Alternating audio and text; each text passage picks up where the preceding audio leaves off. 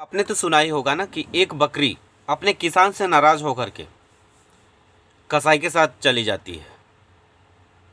मैं ये क्यों सुना रहा हूँ? सेम कंडीशन सीमा का है। सीमा जो 3 महीने पहले अभी मैंने उसका पति का वीडियो देखा, हैदर जी का, तो अपने साली से बात करवा रही थी, रीमा से।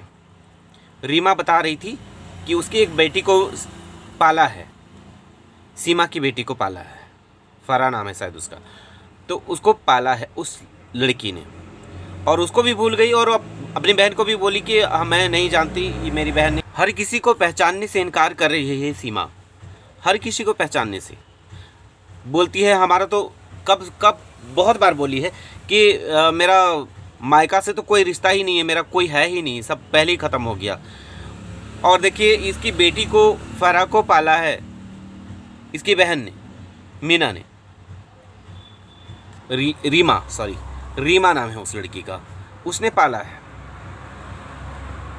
अब सोचिए, और हैदर भाई कितना इससे प्यार करते हैं, कितना प्यार करते हैं। अगर गलती से अगर हर पति पत्नी में झगड़ा होता है, इसका मतलब ये थोड़ी है कि आप नाराज़ होकर के निकल जाओ कहीं भी और अपना जान को भी मुसीबत में डालो, अपने बच्चों का भी मुसीबत में डालो और निकल लो। ये तो आपने बहुत ही बड़ा गलत किया है, बहुत बड़ा गलत किया है। ये कोई भी बोलेगा। आपकी बहन रोने लगी, रीमा जी रोने लगी कि ऐसा मत बोलो सीमा, हम लोग सब लोग आपसे बहुत प्यार करते हैं, हैदर जी भी आपसे बहुत प्यार करते हैं, किस परिवार में झगड़ा नहीं होता, आप क्यों छोड़ करके चली गई?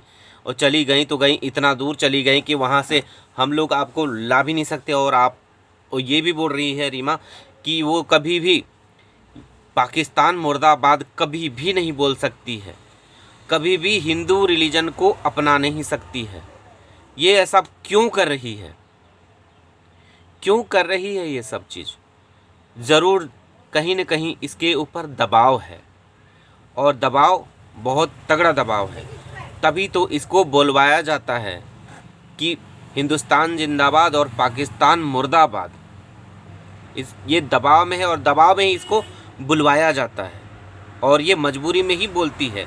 अब तो मुझे पहले तो लगता था कि ये थोड़ी बहकी हुई है,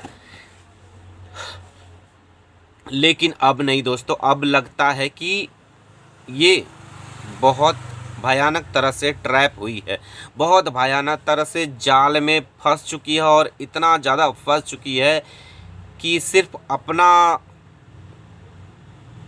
अपना मन से सिर्फ सांस ले सकती है, बाकी हर चीज़ किसी और के इशारे से करना पड़ता है, हर चीज़ करना पड़ता है। इसको नाचना पड़ता है, इसको मुस्कुराना पड़ता है, और इतना मार सह रही है। क्यों सह रही है?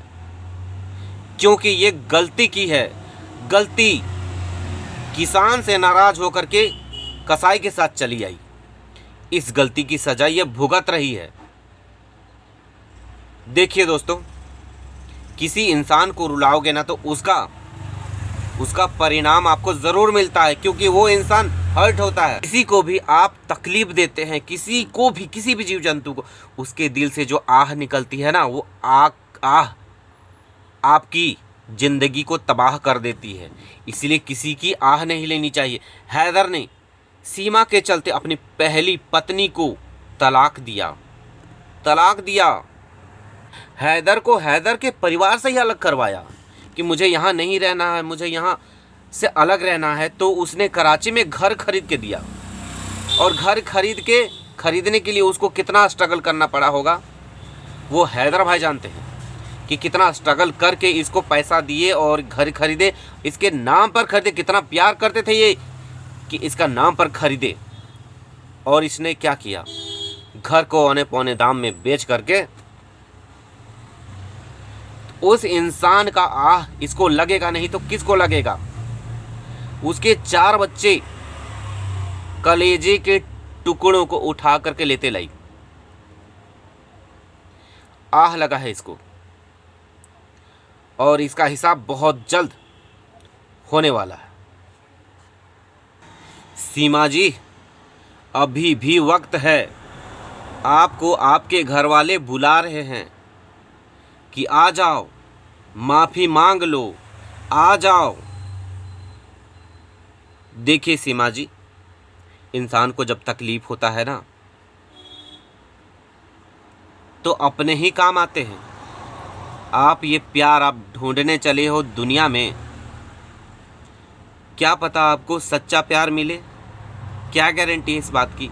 जो मिला हुआ है उसका तो आप कदर नहीं किए, तो आप ऐसा उम्मीद कैसे कर सकते हैं। कोई भी अगर इंसान 4 बच्चों की अम्मा से अगर प्यार करेगा तो उसका पीछे बहुत बड़ा स्वार्थ होगा, वह ऐसे ही प्यार नहीं कर सकता है। और प्यार का सबूत तो आपकी आंखों में हर रोज़ दिखता है, आपके बदन में हर रोज़ दिखता है। ये कैसा प्यार है। ये प्यार तो हैदर भाई को इल्ज़ाम लगाई थी, ऐसा वाला प्यार कि हैदर हमको मारता है। हैदर आपको मारता नहीं था, हैदर आपको नहीं मारता था, आप उस पर इल्ज़ाम लगाई थी। हैदर जब आपके लिए कमाने चले गए 7 समंदर पार, तो आपको वहाँ से कैसे मारते। आप कहते हो गालियाँ बकते थे फ़ोन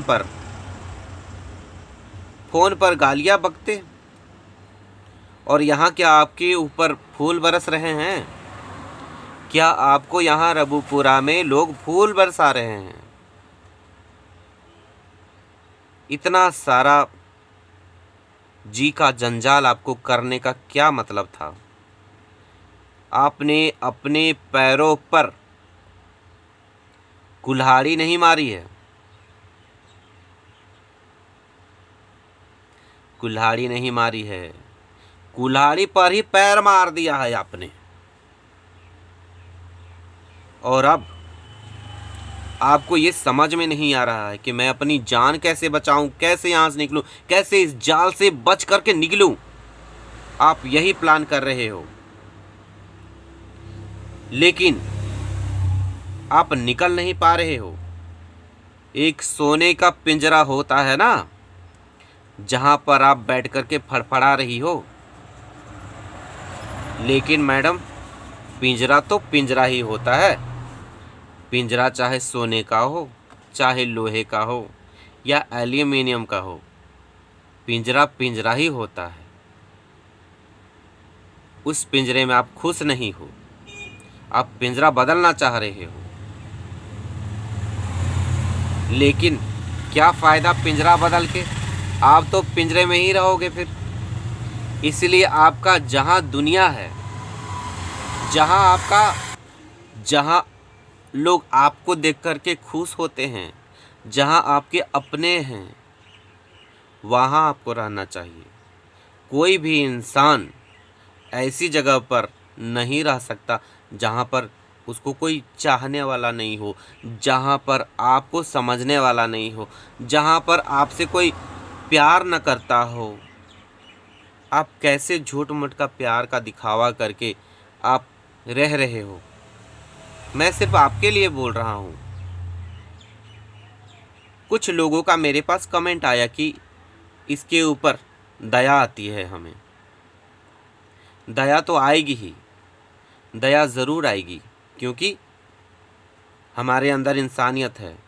आपने चाहे जो भी यहाँ ड्रामा किया हो, जो भी आपको लोग गाली बकते हैं ना, वही लोग एक दिन आपके लिए, अगर आपको कुछ हो जाता है, भगवान न करे कुछ हो जाता है, आपके इंसाफ के लिए फिर यही लोग खड़ा होंगे।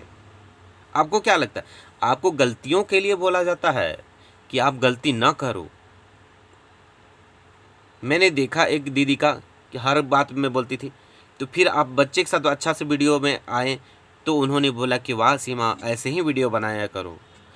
तो आपको क्या लगता है कि सब आपको ट्रोल करते हैं? ट्रोल नहीं करते हैं। अगर कोई गलत करता है तो उसको टोकते हैं, उसको टोकना पड़ता है, टोकना ही चाहिए।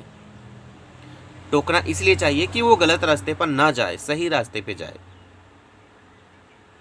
आप इल्लीगल हो या लीगल हो, लोग आपसे नफरत नहीं करते हैं, करते हैं आपकी हरकतों से।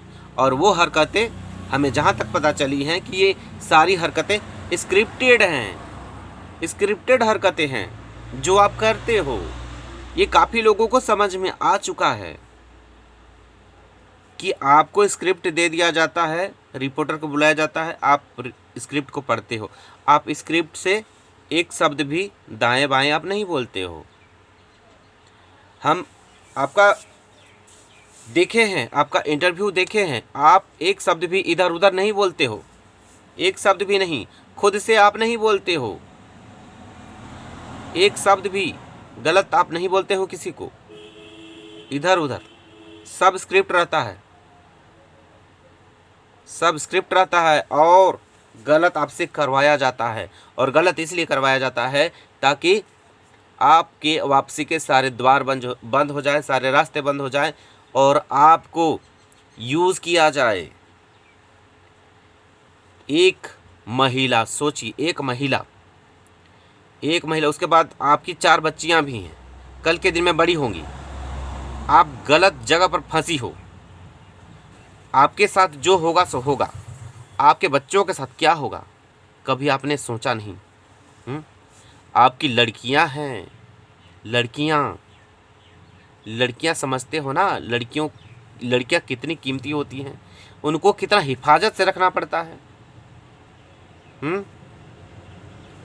लड़कियों को कितना हिफाजत से रखना पड़ता है।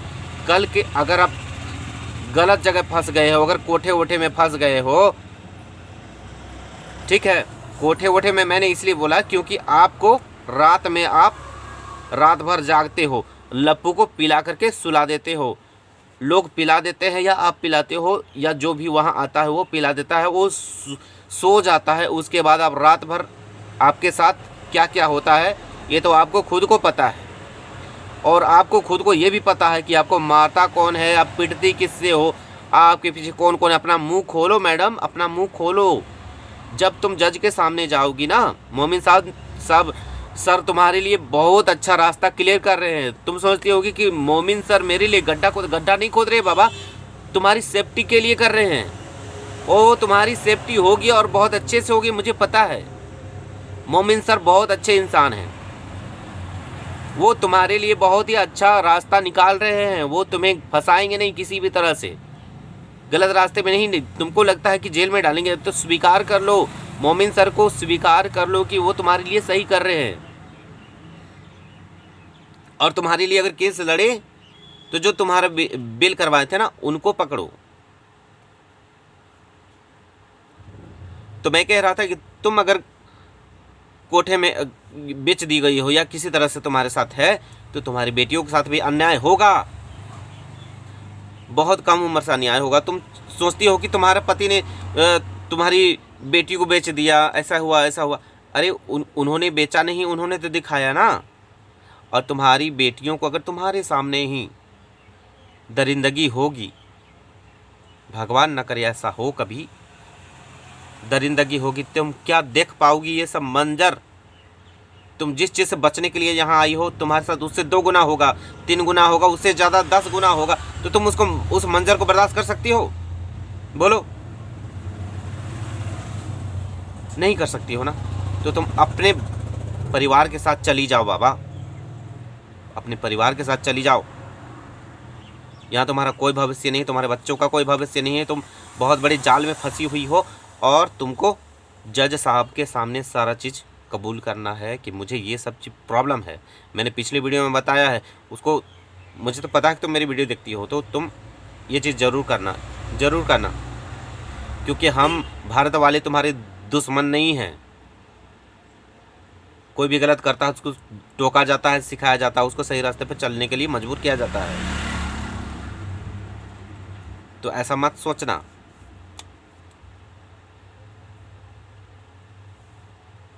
और ये लप्पू झप्पू तुम्हारा, हमको सब पता है, लप्पू झप्पू तुम्हारा कोई है नहीं। लप्पू सिर्फ एक मोहरा है और लप्पू को तुमको छूने भी नहीं दिया जाता है। लप्पू तुमको छू भी नहीं सकता। तुम उसके सर पे कंधा रखो, चाहे जो भी रखो, तुम कर सकती हो, लेकिन लप्पू तुम्हारे साथ कुछ नहीं कर सकता।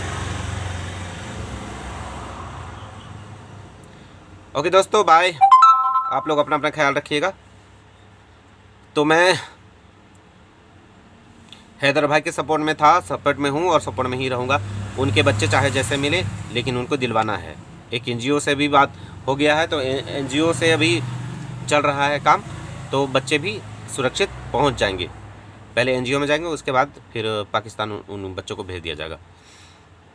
मैं सिर्फ इसको समझा रहा था कि अगर ऐसा होगा तो कैसा लगेगा। तो दोस्तों अपना अपना ख्याल रखिएगा। अगर मेरा वीडियो पसंद आता है दोस्तों तो लाइक कमेंट और शेयर ज़रूर कर दीजिएगा।